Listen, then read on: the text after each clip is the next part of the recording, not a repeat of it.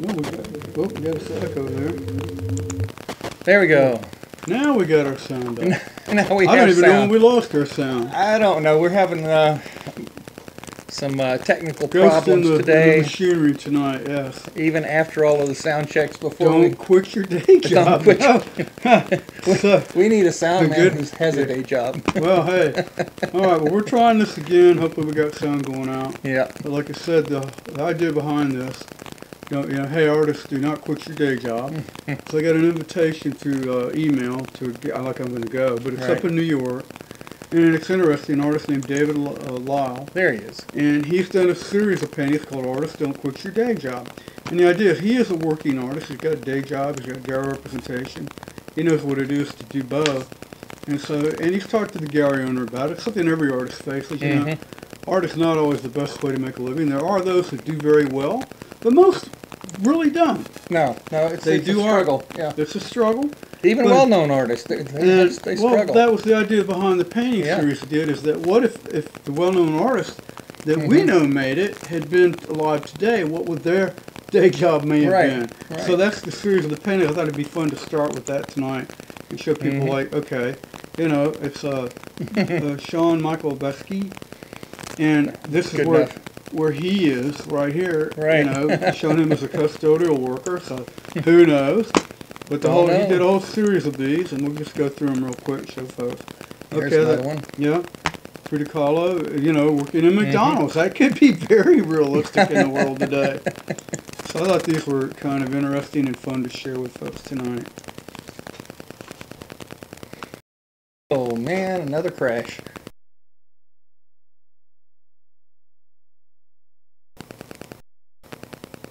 If y'all can hear us out there, we had a monitor crash here.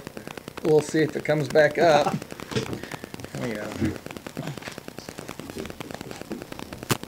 Please stand by. Technical difficulties. Yeah, can't even put that up. They can still hear you, Kurt. So. Yep, that's why I said it. Yeah. Our sound is going, now the monitor crashed, so after 7.5 years we still have technical issues occasionally. At least tonight. I'm working on getting the monitors back now. Alright, so let's hope we might be back up and go. Well, let's see how this is. Alright, yeah, I like this one coming up here. Okay. All the Picasso in the fish market. I love it. So these were kind of fun. Yeah, there you go. Jeff Koons, the factory artist. There you go, there he is. So we got working in a factory. Yeah, I thought this was a nice series, though, he did, Okay, you got Keith Haring. Right. You got one of him as a taxi cab driver. So, this is what artists do. Yep. I love this. Damien Hirst is an auto mechanic. Hey, Damien, give me that lube job on the car, please. Change it while we're at it. Can you imagine? He is a mechanic of sorts. Yeah. He works the system. And my favorite one, Andy Warhol and Starbucks. There you go. I love that one. So I thought that was an interesting series and kind of a way to introduce this theme tonight to talk about the idea of artists and day jobs and making a living as an artist. Like I said, we've done it. We've been full-time artists. We've done it part-time. We've done the odd job. We know what it's like. Been there. We've been there and done it. So, I thought, go ahead, just one day, just get on Google, put in a search about, search for becoming a full-time artist. How to be a full-time artist, and watch the results you're going to get. Like right here, we got 233 million results came up. Just 233 million opinions. Yeah, results, approximately just on the idea. And there are a lot of web pages you can go to. They're positive, they're upbeat. And of course they're going to be, because who wants to go there and get depressed? So they're going to be upbeat and tell you can do it, encourage you, and they're good for encouragement. Some good practical advice on how to run business and aspects to do it. But that's no guarantee you're going to make it, and be a full-time artist. But that's what they're pushing, and it is a dream they push. And there are a lot of different websites out there that do that. There's even specialized life coaches that specialize in artists. Yeah, there are, and art consultants. And what I found interesting, I found some blogs that had a little bit of a different opinion. And I thought this would be kind of an interesting thing to talk about. Like this one's by Graham Matthews. And he's got, well, this one here is by John Patrick Wise. And he's got a whole thing about, you know, being a full-time artist, so great. And he talked about that creative people need an outlet for expression, but they also have to pay the bills. That's a given. Right. And he believes in actually following a more conservative career route, because he knows making a living as an artist can be difficult. His father was a judge. Right. And his father was also an artist, but his father encouraged him to get a real, well, I hate to use the word real job, but get a job that might be steady. Steady income type job. And art is basically, even when you're successful, it's feast or famine. It can be up or down. That's pretty much it. And one of his points was find a reliable career that interests you and do art as a part-time. And he said some people call that selling out. He doesn't. He disagrees. He thinks it's pragmatic juggling. And he says it's a good way to avoid financial uncertainty and, like you said, artistic burnout for sure. Right. Because you're right, financial security in art is like, tends not to go together. I met a few that do, but most don't. And the one thing he brought up I thought was interesting is that in the end he had a pension. He could retire and go art full-time that way. There you go. He actually became a police officer. All right? Now this is back to that one, Should Artists Quit Their Day Job by Graham Matthews. And he's a blogger. And he brought up some points about what you should think about before you do quit and go full-time. And I thought this was a fascinating point of view. He said being a full-time artist does not mean at art you're going to be making work all the time and painting all the time. How well we know that. Right. We did art full-time, but I had to spend time framing art, packing art, hauling art. 14-hour, 15-hour days. Dealing with galleries, dealing with outdoor art shows, dealing with inquiries. So you're not always making art, so you have to think about that. A day job can actually be inspiration for your artwork. I found that fascinating. He felt that his work environment actually helped him be more creative and think of ideas to make an art. He says if you want to be full-time, be prepared to commercialize your art somewhat. You have to. You have to, because you're dealing with the market. The 1/2 of 1% who don't have to do that, and maybe it's less than that. Yeah. It's very, very rare. And he said then you have to manage your time. And he said one thing I found, he said working at a job actually helped him be better at managing his time. He was forced to manage his time, whereas a lot of people think artists just have all the time in the world, don't have to do anything. That's why they show up in your studio and want to talk half the day. When I first started out, I actually kept a notebook with my, like a time card. I wrote down how many hours I actually worked on art that day and what I did, and to help me discipline myself to do things. When you're self-employed, you're the one deciding when the work gets done and what gets done. So you have to develop a discipline. And the last point he brought up you might want to consider is you're going to be alone, isolated a lot. And usually art is a solitary job. And that's true. Now, this got into even more fun here. This is a national study on the lives of art graduates and working artists. And they did their own study because they didn't rely on the studies that were out there. And it's by a group called BFA, MFA, PhD.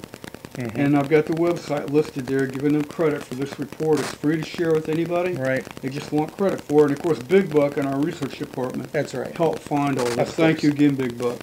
But this was I love this. It says both art graduates and working artists is 200,000. 10% of art graduates are working artists. 16% of working artists are art graduates. I thought that was neat. So out of 2 million art graduates nationally, only 10% or 200,000 people make their primary earning as working artists. How about that? And they got a lot of this information from the census and statistics. So I thought, wow, there you go. So at one point in our lifetimes, we were a rarity. We were a rarity. We were in that group, yes. And I thought, okay, this gets even more fun. Okay, now this is called the Field of Degree for Working Artists. And this is from 2012, the latest information they had when they did the report. So there are 1.4 million working artists, and it reveals that of those over the age of 25, the 1.2 million working artists, 476,000 did not get a bachelor's degree. How about that? I thought, whoa, they didn't get a degree. Only 60% of working artists have an art-related bachelor's degree. I thought, you know... So, are the other 40% folk artists? You don't have to have an art degree to be it as an artist. It says 40% over the age of 25 attended high school or got associate's degree, but do not have a bachelor's degree in any field. So you don't necessarily have to have the degree. And later on I'll bring up a point about that too that's going to be in this coming up. So I thought, wow. And it's a 23% of art graduates work in professional and managerial occupations. In other words, they're not doing. Right. You know, it says fewer than 200,000, just 10%, make their primary earnings as working artists. The other ones are employed as sales and office workers, educators, and they're working in the labor force. So that's the makeup. These are the numbers. I mean, this is the reality of it. So you might want to think if you got a good day job you can live with, don't quit that day job. Hang on to it. Yeah, think long and hard. Okay, now got into this. All right, although there are 1.2 million working artists over the age of 25 in this country, okay, there are only 200,000 working artists related bachelor degrees. The majority of working artists have a median earnings of $30,621. That's so you're median. not getting rich. You got half below that, half above that. Right. But a small percentage of working artists with bachelor degrees have median earnings of $36,000. Now this is what I found interesting. 7 of the top most expensive schools in the United States, and this is after scholarships and aid, are art schools. Oh, that hurts. They are the most expensive schools to go to. Yeah. A lot of these people that went there, they cannot afford to be full-time artists because they can't make enough money to pay back the loan. That loan, yeah. But there's a larger group of them that didn't get the degree that are artists. So it almost sounds like, would you have been better not to get the art degree? I don't know. But statistics are fascinating. I thought, wow. So I thought that'd be fun to share. Okay. Now we get into the fun part. Artist salaries and income. And you can go look on Indeed.com. And they're talking about, they have a salary estimated. They got this information from 6,339 employees. I know this is numbers. It can be boring. Right. Past and present. But in the past 4 months, and this was updated on February 10, 2018. So this is... They found the average salary wage per hour was $14.04. Almost as good as McDonald's. Yeah. Now you go to salary.com. They want to know how much does an artist make an hour. This is the median hourly wage for an artist is $25 as of January 30th, 2018. So you get a little bit difference here between median and average and all that, but it can vary because like they can make between $21–29 an hour, but it varies according to circumstances. But these are measurements that people have on these websites because they can gather the data. Yeah. So I figured they're reliable. Then you've got your good old U.S. government Department of Labor, the Bureau of Labor Statistics, and I've got the, you know, that's a big long URL down there to go to. Just type in Bureau of Labor Statistics and you'll get there. Right. But they are full of information, and they talk about occupational employment wages for fine artists. It includes painters, sculptors, illustrators. It talks about the idea of an hourly wage and you know, the difference between median wage, hourly wage, all of that. But they've got just a ton of information on this website, and you can look at the figures there. They got percentiles, like they're showing, you know, you've got 10% make $9.43 per hour. Those in the 25% level make 15. You get up to the 90. These are the ones in the top. You know, there's not a lot of them. Some of them are making $49.85 an hour. Right. But they're like you talk about the top 3%. Tier, they're in that top 10%. So most people are not making it. But you can go here and find out what the measurements are that have been recorded. And I mean, they've got a ton of them. Right. And that's going to show people even better. Yeah, I mean, you know, when we were doing outdoor art shows, we both kept pretty meticulous records. Yeah, we did. And so we knew, even then, what we were making per hour for whatever we were doing. And we discovered, both of us, early on that you go to a show and you bring home $3,000 in sales, you didn't make $3,000. You didn't make $2,000. Right. You were lucky if you made $1,000 by the time everything was paid for, all your taxes were paid, the groceries were put on the table, and the rent was paid. So it's an eye opener when people start doing this. Well, you're talking about your profit versus you figure, okay, I worked the weekend, made that much money per hour. That sounds great. Yeah, it is great. But like you said, by the time you take out the cost, entry fees, framing, art supplies, gas, hotel rooms, all the things, food, you go, wait a minute, whoa, I'm not doing as good as I thought I was. And that's just the reality of it. There's no way around that. And that's numbers. Right. Okay, another page here. Now, they actually have maps available to show you information. You can find out employment of artists by state. Right. I thought that was cool. So some states are better than other states. They have location quotients. How many artists are concentrated in which states? Florida was high. You know, of course, New York would be high. All right, annual mean wage by state. You can look that up and find out who's making the better wages where. Right. Now, and Georgia, of course, looks higher because it's Atlanta. You know, and then they get into they talk about high levels of employment in the occupation, independent artists, writers, performers. They showed employment of 3,780. They said that they were a percentage of the workforce 7%. They said the hourly mean wage for them was $25.02. The annual mean wage with the actual per year income was $52,000, slightly over. These are the latest statistics they have, you know, that you can get at the U.S. government. So I thought, well, okay, that's like you said, $52,000 sounds pretty good, and that, you know, that's the mean wage. It means there's many half or below, half or above. It depends on where you are. Like if you're in New York making that, that's not too good. It's gonna be easier to live in Alabama on that. Right. You know, so all these factors are involved with an artist in making a living and making an income. So you might want to really think about it before you do quit that day job. That's right. You might want to hang on to that. Of course, we've got our disclaimer. We've tried to give everyone credit, list of bureaus and how people can find this information. And it's all out there, and it's fascinating to... Like I thought, I'll start with a little invite I got about the show. I thought it was a fun idea. And I love the idea of Andy Warhol working at Starbucks. Wouldn't that be a treat? So I thought that was fun and interesting. That's what got us going tonight. Sorry for the technical difficulties. We're hoping the stream that got there to them. Yeah, well, it says it's streaming. I can see. We'll check it and see. But you know, on our archive, we're probably going to have a way to get it where people can get it. But you know, I thought, you know, like you said, we've been there, done that. We've been on both sides. You've been self-employed basically your whole life, most of it. Yeah, since I was 20. I've got my day job in the museum world. At least I'm art-related, which is kind of nice. That's nice. Yeah, I've had to go further afield. Yeah. But, you know, we made the living as art, and like you said, it could be, when it was good, it was good. Wonderful. When it was bad, it was horrid. Yeah. It was rough. You learned to budget. You did learn to budget, and so that's thought, food for thought. If your artist out there watching tonight, think about it. Good luck. If you can do it, do it. You can do it. Go for it. I have met artists that have done it. Yeah. But there are days... We know yeah.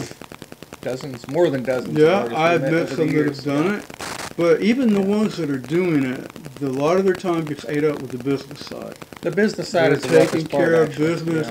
They're having to take care of a lot of business, so they're not making art all the time like they thought they would. So that you give and take. It's not an ideal world, but hey, the artist's life is its own reward. That's right. So there you go. All right, well that's it for ArtStreamLIve tonight. Unless you got anything you want to add tonight. Oh, don't forget to turn your clock spring forward. Spring forward. That's right. All right, you're going to lose an hour. I'm already tired. I don't need to lose an hour. Okay, everybody, thank you for watching tonight. We hope it got streamed to you. Like David said, we'll get it uploaded to Facebook and make sure it's on YouTube. But thank you for joining us, and I have no idea what we're going to talk about next month. But we'll find something. Hopefully Charles can be back with us. We sure hope so. Okay. All right. Adios. Good night.